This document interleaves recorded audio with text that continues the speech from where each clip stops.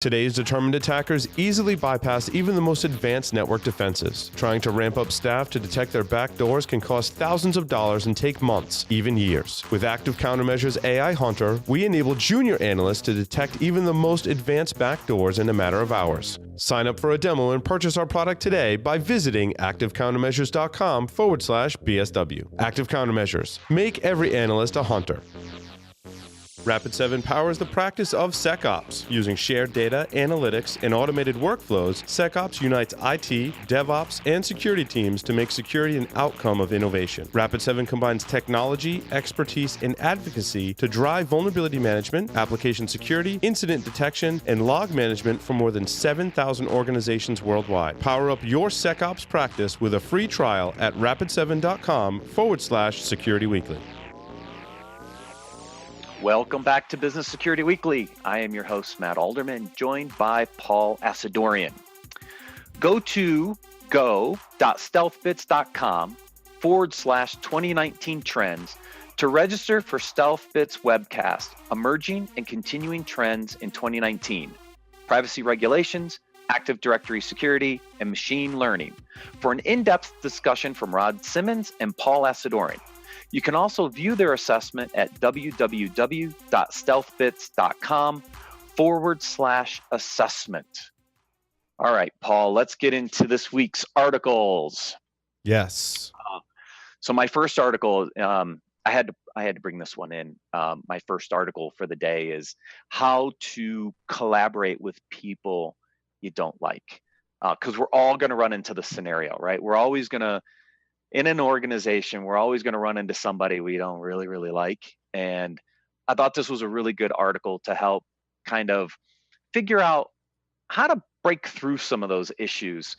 And I have a lot of experience here because, there's always people that probably didn't like me or I didn't like in return. So I thought, well, don't you just work hard so you push them to go work somewhere else or in a different department so you don't have to deal with them anymore? Is that not? That's not. No, I don't do that. That's not one of the tips on this list. No. Okay, that's not my tip either. I'm just joking. Yeah. Well, the first one here is kind of reflect on the cause, right? What was the cause of the tension in the first place, right? You have to remember, every human has their own kind of style, and some people, relate to that style and some people don't. And sometimes you kind of have to look back and go, okay, well, what created the tension in the first place so that you can understand what was it that created the initial conflict.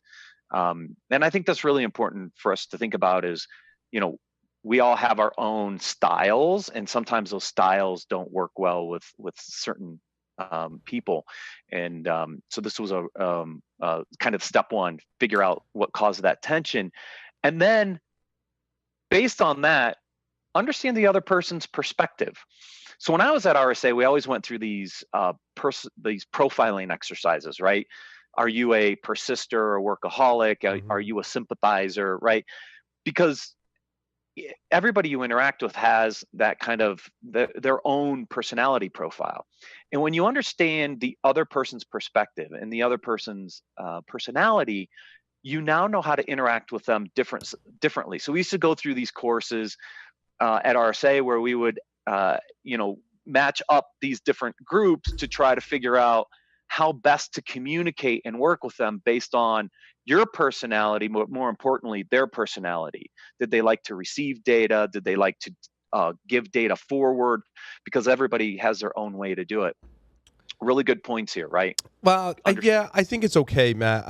Do you know what the number one, if you had to point to or describe the number one reason why marriages fail, what do you think that is? And not something specific like infidelity, but I mean, like at its core, the failure of most marriages is due to what you think? Understanding the needs of the spouse. Yes, unmet expectations, right?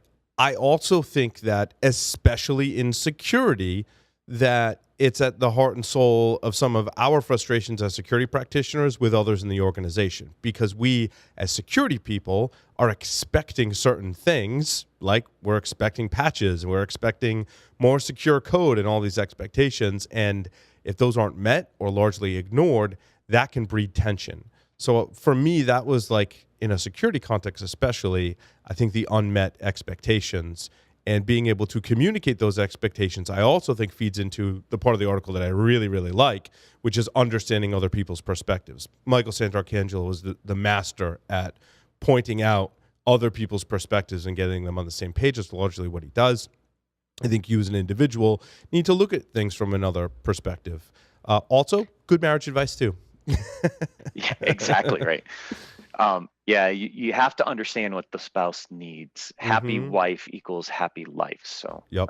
Now, in a marriage, that's not always easy to figure out. It's However, in a business context and workplace, hopefully it's easier to figure out, right?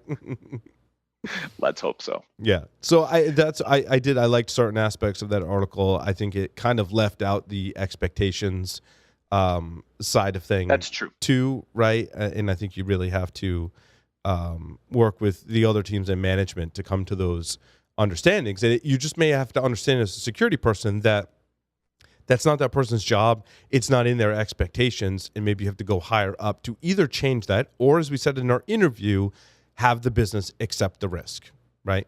So. Yeah, and this is where pieces in this article of asking questions, asking for help, also help with some of that conflict. Yes.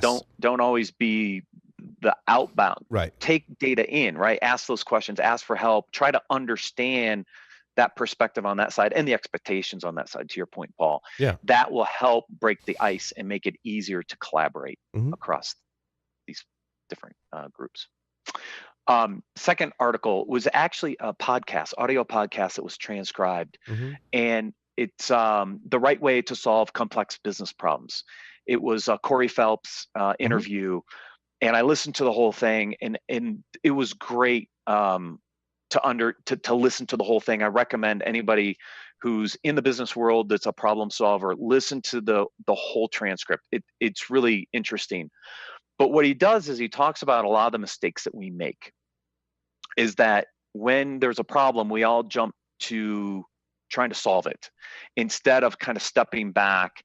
And so he gives a recommendation on some steps. He actually talks a lot about Ron Johnson, who went from originally Target to Apple to create the Apple stores. And then when he went from Apple to JCPenney, how it just completely failed. Yep. Because his belief was he knew how to solve the problem, not understanding the full problem and put a solution in place that just didn't work for JCPenney's. Just a really interesting story for anybody who's kind of tracked Ron's career. But he boils this down to 4 things on how to solve complex problems. He says, first, you got to state the problem. Really state the problem of what it is. Don't assume you know what the problem statement is, because then we have a tendency to jump right to the solution. Well, yeah, phase. and there could be symptoms in there that aren't really problems or effects of the larger underlying problem that I think in solving business problems and or technical troubleshooting certainly both come into play. Right. And this leads into structuring the problem, right? So by stating the problem, now you can structure it so you can analyze it and you can start to understand the causes. This concept of root cause analysis is important for problem solving. One of the things that he talks about is that if we've solved the problem before, we have a tendency to think that the same solution will work if we see that problem again. Sure. And if you skip the step of analyzing it and really trying to understand the root cause, it will influence what solutions you try to apply to it later. Yeah. And then go ahead, Matt. Yeah, I was going to say, then step 3 is actually, creating solutions, right? It's the solution generation phase, which is where most of us tend to jump right to, is we go there first before we kind of analyze and understand root cause. Now here's where you can start to look at different solutions and start to identify pros and cons and budgets and time constraints and other things for each of those solutions before the last step. I haven't told you the last step yet. Well, so I have a kind of a quick story that I think I should probably tell more of. When I was working for a point of sale systems provider when I was still in college, I was doing some programming and some IT work. And this story, for whatever reason, just reminded me of my friend Dave that I worked with when I was there. Dave was an older guy, had been doing this a lot longer than I had, right? And he was in charge of technical support. And anytime a customer had a problem, they would typically short circuit the process and call Dave. Now, that's a business problem that probably could have used some attention, right, looking at it. But what Dave taught me about troubleshooting and problem solving was invaluable, right? So many lessons there. The one that I think this article might have kind of glanced over, it kind of touches on it in those first two phases before you get to actually solving the problem. One thing Dave told me early on, he's like, dude, let's go take a break. I'm like, what do you mean take a break? Like, there's shit on fire, like stuff is happening. Like, no. He's like, you need to just take a break and either not think about it or step away from it. We'd go outside. Back then, it was the 90s. We went outside. We had cigarettes, right? We smoked a cigarette and talked about it. And more often than not, when I got back, I at the very least had some new stuff to try or new perspective on the problem, right? So I think that walking away from the problem and or if it's a business problem, taking some time to think about it, right? And run through some scenarios in your head may come back with more questions, different perspectives, and perhaps some fresh answers. So that was some of I'll tell more Dave stories. I should have been doing this right along. This article reminded me of it, so. Yeah, and that's why that second step, structuring the problem, is so important, because it allows you to do that analysis. It doesn't say take a break, but that's in reality what you're doing, right? By stepping away from the problem, right, it allows you to analyze the problem a little differently and look at different angles. And that's what he said is important, is because if you don't do that, then the solutions you come up with may or may not work to really solve the root cause of the problem. So by doing that analysis work up front, then you can come up with solutions. Now, the last step I thought was great, because we talked about this in the previous segment a little bit. You got to sell it, right? Once you find a solution, there's typically, not always, but if you think about security and us trying to implement new controls, there's always money or resources or something. You have to sell it. Yeah. You got to sell the big theme that I think we touch upon on this show, hopefully every episode, is the work that you have to do in security to sell your ideas to other people that you work with. Kind of relates back to story number one, right? A little bit. You got to get along, but you got to be able to sell your idea. You got to sell it to the people who are implementing it, management to buy in on it, maybe the IT team there's multiple users of these security solutions. It impacts, in some cases, the entire organization. I mean, how you apply security to email, for example, touches so many people in the organization, because everyone receives email in the organization, likely. There's an IT team that runs the system. There's security teams that monitor it. And there's management that has to buy in on the entire concept, who are also users. So that the last step is absolutely spot on. Great. All right. The next one. Let's see. This one was called, What Are the Habits of Successful People? So we've talked about this on previous discussions. Yeah. What are those habits of successful people?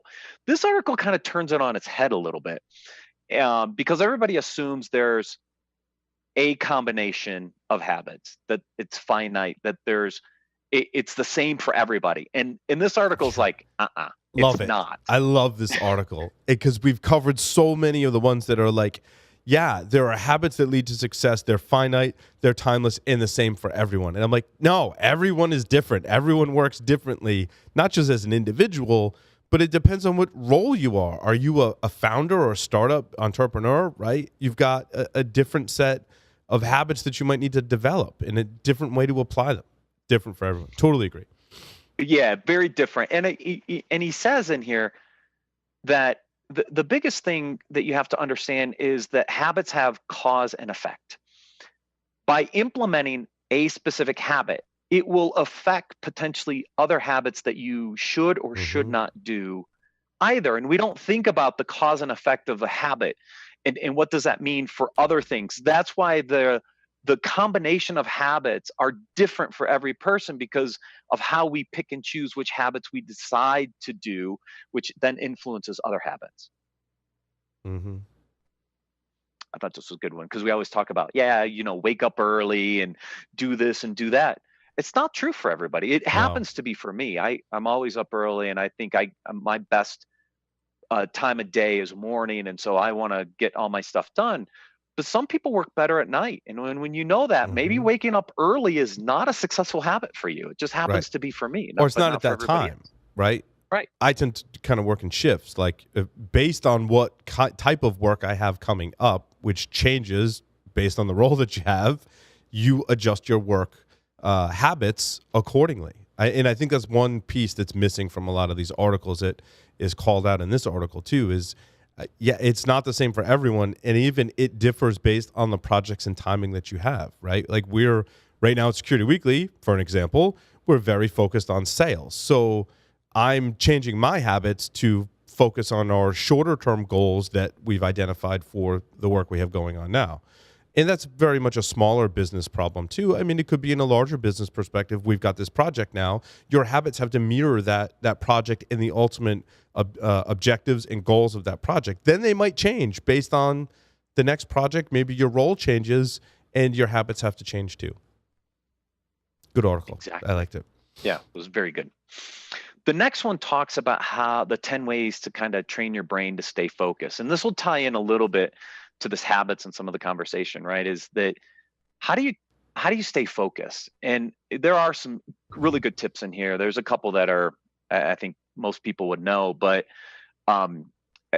one is kind of plan out your critical tasks each day. Like Paul said, we're kind of in sales mode right now, so we kind of know what our critical tasks are right now. But that's important just for focus, right? But the first one is find your peak hours, right? We just talked about this a little bit. Peak hours for me is the morning. Yep. I'm much better first thing in the morning, getting critical tasks done for the day than I am in the evening. By the evening, my brain's spent, I'm done. I don't want to work late into the evening. So understanding those peak hours is important for focus. Avoid multitasking is number 3. I think we all know that, but in our hyper-connected world, we do a lot of multitasking. Sometimes it's just good to close all your other windows and just stay in one. In my case, I'm flying this afternoon. That will force me to stay kind of on a single task because I don't have all the other distractions around me, which will help. Well, and I like to use your time in between meetings to be very focused as well. I think it's kind of a more detailed tip. And that's some of what I've been doing lately as I look at my schedule, and I know I've got blocks in between meetings, and I'm picking and choosing what to focus on, because when you have that half hour or even an hour and a half in between meetings, you know that you're going to be interrupted, right? And you can plan for that and focus on, well, if I tried to do 3 things in an hour and a half, I know none of them are going to get done, right?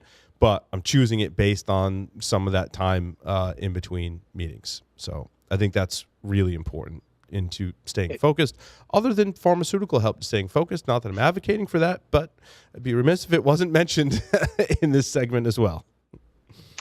Just caffeine for me. I'm good.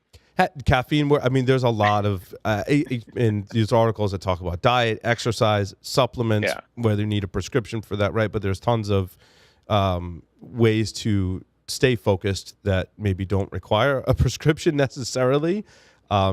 Caffeine is good, but it's not for everyone either, right? And I think a lot of that also staying focused is creating an environment where you can be focused, right? If a cup of tea is actually your cup of tea, and you put on headphones and that's what helps you focus, that's great. And it's gonna, again, vary for everyone and vary based on the type of work that you're doing. Very true. All right, let's go to a couple career items. Yeah. So I got a couple career articles up here. The first one, I think we all know this, right? Shortage in cloud talent is cloud job seekers lag employer demand. The move to the cloud is creating demand for jobs. It includes operations, includes security, lots of different areas. This article talks about that shortage in talent. And so anybody out there looking to make a career change or a move, cloud's pretty hot right now, and there's definitely demand cloud, out there. I think is an encompassing term. I think that whenever it was the RSA, when everyone was talking about cloud, you think that was 8 years ago, roughly, Matt? Yeah, right around that time frame, right? Because that would have been when I was at Qualys, so it would have been 2009, 2010. Everyone was like, "Oh yeah, we got to be in the cloud," and there was early adopters and various things. I think now we fast forward to to today, that the push to the cloud is bigger than, I think it took that 8 years to really build up the adoption to push people into, and cloud is a somewhat ambiguous term.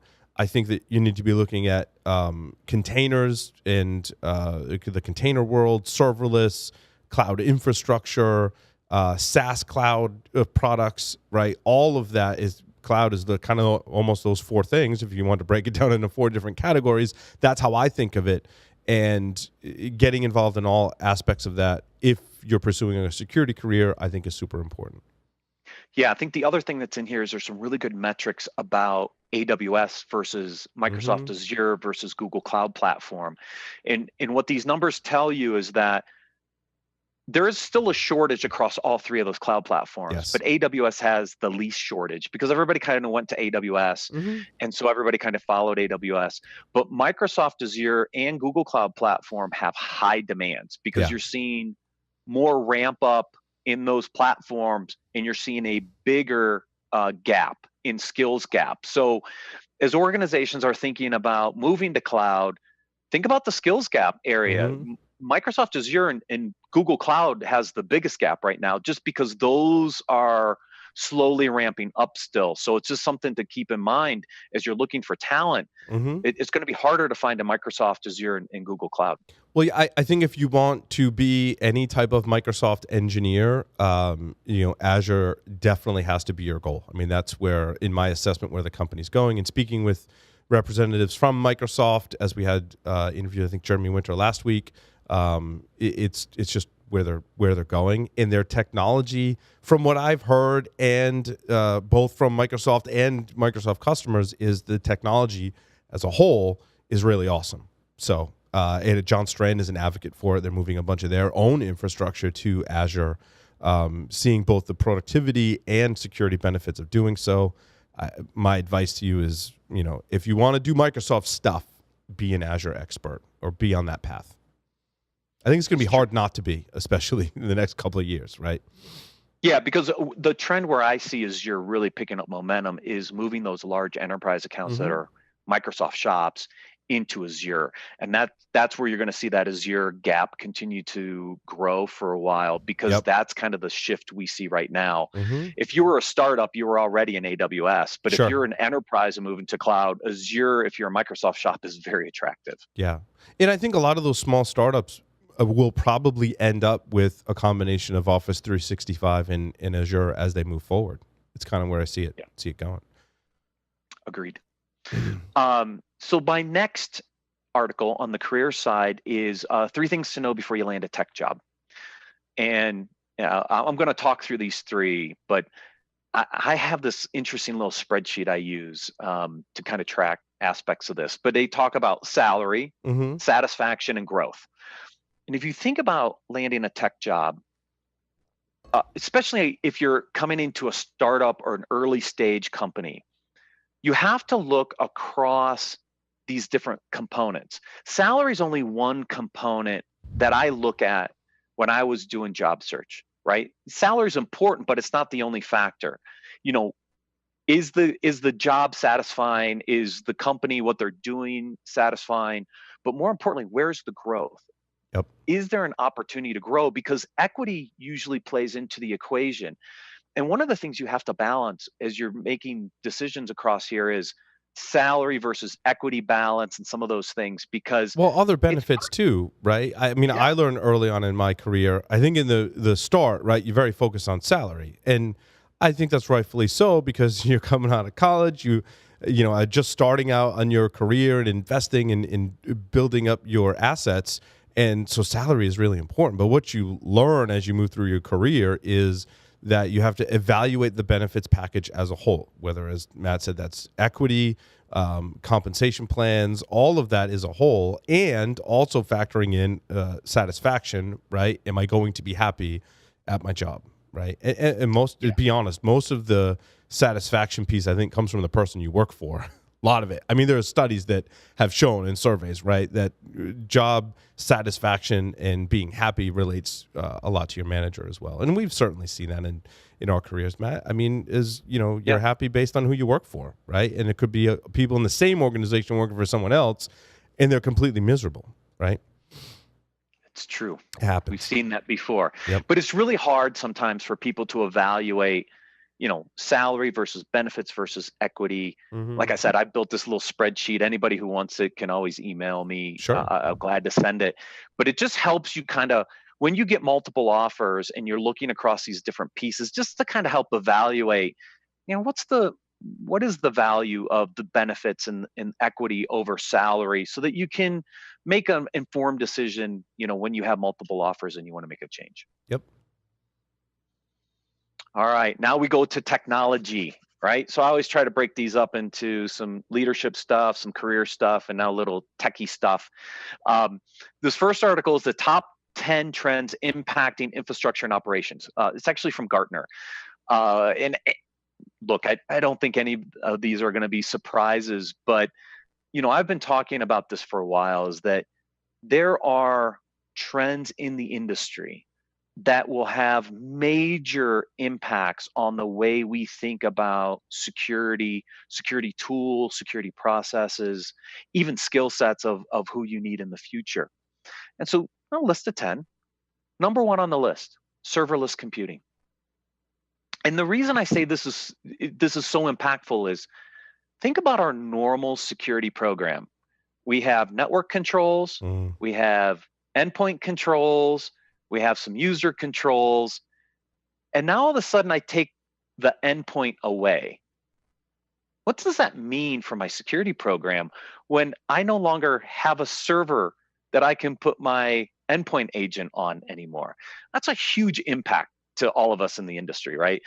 So that one was number 1 on the list. I'm like, yeah, coming from Layered Insight, we saw this coming very quickly. Well, I think, and Matt, you and I had this conversation probably now years ago, right, about the evolution of our roles in security as security practitioners. And I think our goals are largely the same. How we get there is going to be very different, right? Because the stuff that we're protecting is not going to live in the data center anymore. I think that Gartner calls out the death of the data center, right? Number 4. We still will have a data center, right? I don't think it's going to be as critical in your security program as it once was. And then Gartner and others love to declare things as dead, right? For effect, but I think what you're protecting, right, is going to be the access to your SaaS applications. It's going to be your serverless applications. It's going to be your container environment, and your job is not going to be drastically different in your goals, but how you get there is going to be totally. You're going to have different security technologies. Controls are going to live in a very different place. Much less focus, I think, on the infrastructure that supports the applications, and a lot more focus on the application. Yeah. By the way, I did predict the death of the data center in my 2015 strategy when I was at Tenable. You did. I can attest to that. When it all moves to the cloud, what are you scanning? The data center is gone. Right.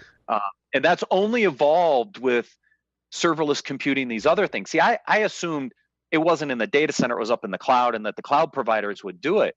But with serverless, there's no server anymore. I think, to put it in a VM context, right, I think what I'm coming to more and more is that it's more about that configuration management component than it is about managing patches and vulnerabilities. That your exposures are largely going to be stemming from configuration, and much less so than actual patches and software levels, because a lot of that you won't have control over anymore. And I think that's why when I was at Tenable, I definitely wrote and did a lot of content about configuration management, because it's like, we can figure out this patching thing, I think, is a much easier problem to tackle than the configuration side of things, which gets very complicated. And if you look at 2 of the things I called out in the interview with Brian, right, is that open source software and your exposures on the internet.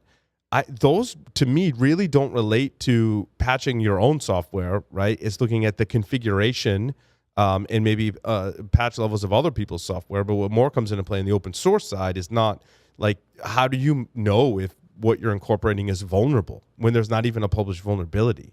And how do you change your processes? And that's really configuration. Yeah. And there's a couple other ones in here that tie into that, right? Network agility, it talks about, cloud, edge, IoT. You have to be agile across all those environments. You're not going to control the LAN per se. It's more of a wide area Right. networking environment now. They call out edge computing specifically. I've been talking about this for a year or so, that edge computing is going to reemerge, but it's going to look very different than the way we think about edge. Well, yeah, and It's not a closet with a bunch of sure. server rack in it. It's a car, an autonomous car is going to be an edge in a lot of respects, because it's Mhm. going to have its own set of systems that are controlling it, but it's not going to have like this big server rack sitting Right. inside of it. It's very different. Well, and if you're Google, what Google's saying is if you have a Chromebook, you don't have to worry about viruses anymore or malware. I don't know if you Right. saw that commercial. I was like, wow, that's pretty compelling. I just That's think they better haven't than some of gained, the but I mean, that's talking about emerging tech, right? I see very few security vendors today addressing any kind of issue on Chromebooks. But I also see a pretty low adoption in the enterprise of Chromebooks. And I don't know how that changes in the future, right? I could definitely see if most of your applications are SaaS based, right? Why are you still distributing people full-blown Windows computers? That doesn't mean it's any more or less secure than Windows. It just means that people haven't started attacking them yet. I think we're all with Chromebooks where we were with Macs, 15 years ago, right? Right. Yeah. It's an evolution. Yep. So it's a really good list. If you're thinking about, kind of what are those emerging trends that I need to start addressing, that list is a really good starting list. A lot of items on there I've talked about for years on there, which was good.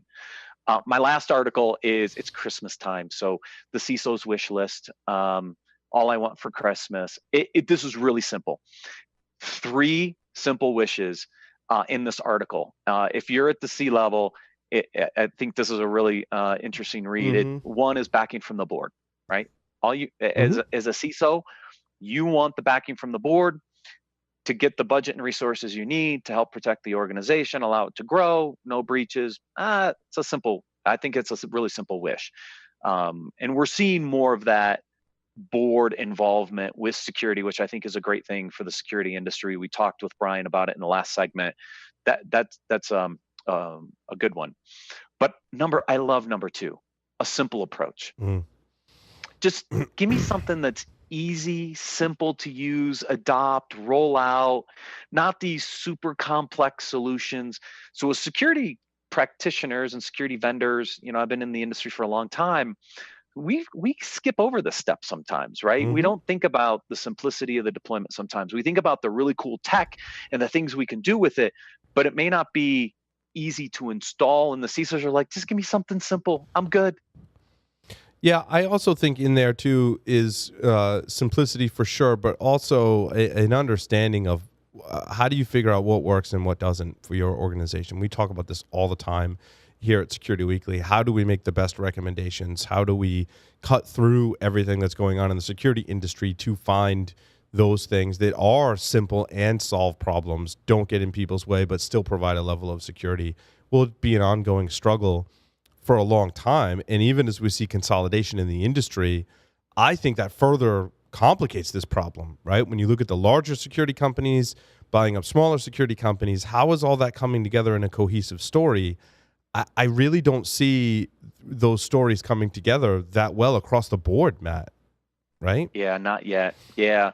And it's hard, right? Because what the startups are doing in the industry is innovating and solving problems in new, unique ways. But when they get absorbed into a bigger company, how does that differentiation of what made them so attractive in the first place come through to the bigger organization? And how does that get integrated in and then messaged back out, right? Or do you just lose it all? You don't want to lose it all. I mean, you didn't pay the money to have it go away. And it kind of leads into this third wish, which is I want a future-proof solution. So if you're buying these startups, they're typically out solving some new cutting-edge problems. You don't want to lose that, and you want to be able to articulate how to continue to future-proof those solutions down the road by leveraging this technology and bringing it into the fold, because CISOs they don't want to have to re-architect a security solution in 3 years from now when everything's serverless. Mm-hmm. right? So if Yep. we're thinking about Yes. that and you're buying that technology, use that as an advantage to future-proof some of these solutions as they come into the market. Absolutely. Cool. So that's my list for this week. Awesome. All right. Well, we'll see everybody next week on Business Security Weekly.